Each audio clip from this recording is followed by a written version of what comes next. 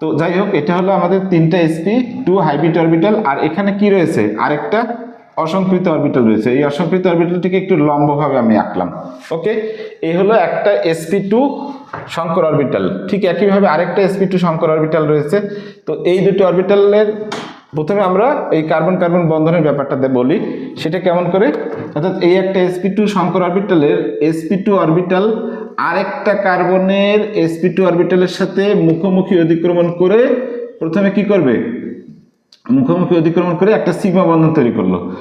আর এইখানে আর দুটো কি থাকলো, আর দুইটা sp2 শঙ্কর অরবিটাল থাকলো। আর এখানে কি ছিল, একটা 2pz অরবিটাল অসংকৃত অবস্থায় ছিল। কেমন? তো এই যে sp2 শঙ্কর অরবিটাল, এই sp2 শঙ্কর অরবিটালের সাথে এখন একটা করে হাইড্রোজেন পরমাণু কি করবে, সিগমা বন্ধন গঠন করবে। একটা করে হাইড্রোজেন সিগমা বন্ধন গঠন করবে। এক্ষেত্রে তাহলে ওভারল্যাপিংটা কি হলো, s আর এটা হলো sp2, অর্থাৎ ওভারল্যাপিংটা হলো ssp2 এই সিগমা বন্ধনে। আর এই সিগমা বন্ধনে ওভারল্যাপিংটা কি হয়েছে, sp2 কেমন, sp2 ওকে। ফাইনালি কি হবে, এই যে কার্বনের অসংকৃত অরবিটাল আর এই কার্বনের অসংকৃত অরবিটাল, এরা পরস্পর পাশাপাশি অধিক্রমণ করে একটা পাই বন্ধন গঠন করবে, একটা পাই বন্ধন গঠন করবে। ঠিক আছে।